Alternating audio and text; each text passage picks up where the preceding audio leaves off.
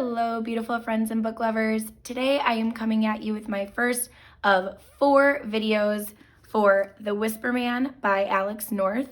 I mentioned in my March TBR for this month that this is one of the books I'm reading, along with The Hunting Party by Lucy Foley. But that one I'm currently listening to on Amazon Audible, and this is the actual tangible book that I am reading this month.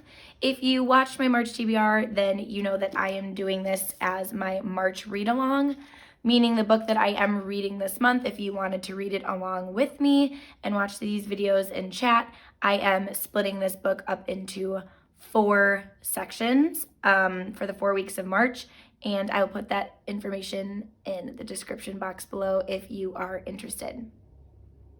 So this video is pretty much for anyone that is currently reading The Whisper Man or has read The Whisper Man, or I guess doesn't really plan on reading The Whisper Man but still wants to hear my thoughts. This is only going to be on the pages from the beginning to page 88 or through chapter 16. That is what I have read so far. So if you have not read that far, I would suggest maybe reading up through chapter 16 and page 88 before you listen to this video, because I don't want to spoil anything for you. So far we're following quite a few different main character point of views. So we have Jake, our little boy, who my heart breaks for him because I just feel so sorry for him. Who else do we have? We have Pete Willis, the detective, and then what is the other girl's name? Amanda Beck, our other detective. And then we finally found out that Jake's dad's name, I don't even know what page we found that out on. I was struggling the whole time. I'm like, did I miss this somewhere? What is his name? But it is Tom. So I feel like we're bouncing back and forth between these 4 different character point of views. Not so much Amanda yet, but definitely Tom. I love reading Jake's point of view and seeing what's going on in that little head of his. And Detective Pete Willis is just, his character is okay so far. I feel like if I read another adult fiction thriller where one of my main characters struggles with an alcohol problem, I'm just going to lose my mind, because I feel like that is so been there and done that. Just I feel like every other book I'm picking up, someone has an alcohol problem, and I can just foresee this being an issue later in the story where Pete maybe has a breakthrough and maybe he was up drinking too late the night before, or something's going on and he's gonna miss a big part of the case. I feel like maybe that's why Alex North wrote this for his character, because I feel like it's just going to bite him somewhere down the line in the story, and I just hope that doesn't happen, because that would be just super annoying. Okay, so we have Jake attending this 5-6-7 club for these adolescent children, and he has his little girlfriend, whom we also see when he moves to his new house with his dad, and this little girl ghost, I don't know. Let me just take a little side note. I don't really ever like to read any paranormal story. So if that's the route this book is going, okay, I'm not hating it so far, but I can't tell if she's just a figment of his imagination or if she's really a ghost. I think the way that the story is going to go is Jake's going to start talking to possibly the 4 or 5 dead boys that the Whisper Man, hold on, let me look up his name really quick because I'm like, Frank Carter. So the 5 boys that Frank Carter killed, our horrible Whisper Man, I have a feeling that Jake's going to start talking to those boys, which would bring the story down this paranormal path for sure. However, I know it is listed as a thriller, so my thought so far is Jake has been through all of this traumatic experiences with his mom's death and his mom's sickness, and I feel that maybe the little girl that he sees is a figment of his imagination that expresses his fears and his struggles that he's currently dealing with in his life. something I really am enjoying about the book is the creepy vibe that it gives off while I'm reading it.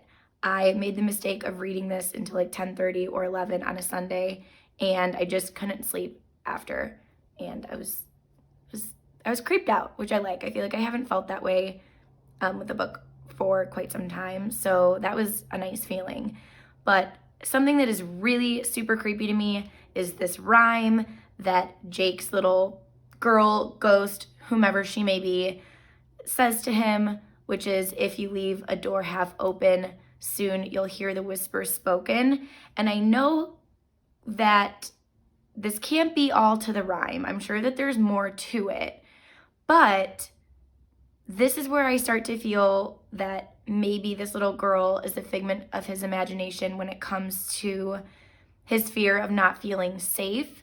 I feel that if you really look into the words behind that rhyme, yes, they do tie into the Whisper Man and how he would whisper to the young boys outside their windows and whatnot, but I also feel like it could have another meaning too, where you're simply just not feeling safe and you're feeling anxious, and even if you're in your own house, you have to take precautions to feeling safe. And at first that's what I was thinking, or maybe it was just a creepy chant that Jake had picked up when he was at the 567 club, but now I don't know, because this little girl keeps saying it to him. Our book does mention that he is a young child. I don't know how he could create this up on his own. I mean, maybe he seems like a smart kid, but it's definitely tying into the creepiness of the story for me. I do have this really huge, just awful feeling that Jake is going to end up being kidnapped by, I don't know if it's a copycat of the Whisper Man, but when he told his dad that he heard whispering outside his window, could it have been the wind?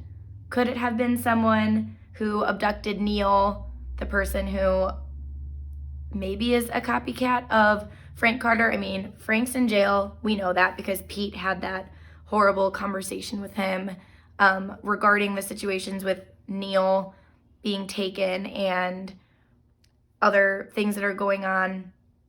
And Frank seemed to have a lot of knowledge that stuff like this was happening while he was just sitting and relaxing in prison. So that part's confusing me a little bit.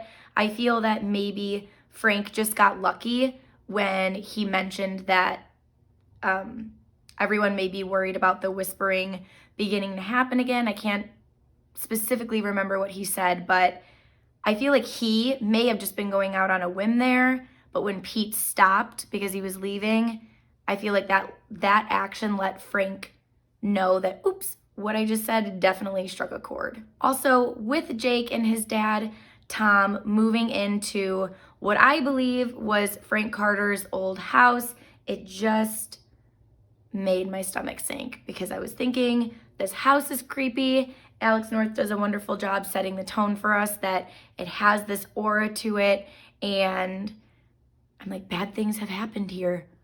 Just that's why I just feel something's going to happen to Jake. And I keep going back to the beginning, page 1 of this story, when it's the letter from Tom to Jake, and he says that they can't talk and he can only write to him.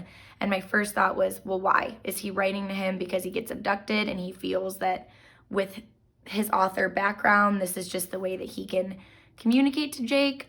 And then Jake tells him that there's a boy in the floor, and I'm wondering, is that the 5th boy that Frank Carter killed? I think his name is Tony, that his body was never found. Just so much is going on. But it's only page 88, and I still have 3/4 of the book left, and I am really enjoying it so far. So yeah, that's pretty much everything what I think of the first quarter. It's creepy.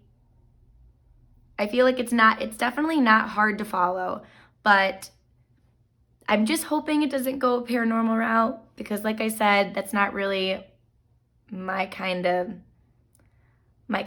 story. But you know what? You can read something out of your comfort zone every now and then. And I feel like if that's how this book goes, I'm definitely going to feel that way. But right now I am enjoying it. I hope nothing happens to Jake, but I think something's going to happen to him. And I hope Pete doesn't fall back into his alcoholism trap, because I feel like it's really just going to affect the case. I hope Amanda continues to break ground and feel confident, because I feel like she lacks that confidence as a new detective, and I really want that for her. And Jake, we're watching out for you, buddy, and we hope that you stay safe. So next Sunday, March 15th, I will post the halfway book chat checkpoint for The Whisper Man by Alex North. So stay tuned if you're liking these videos and if you've read this book or you're reading along with me, and we can definitely chat about it. See you in my next video. Bye!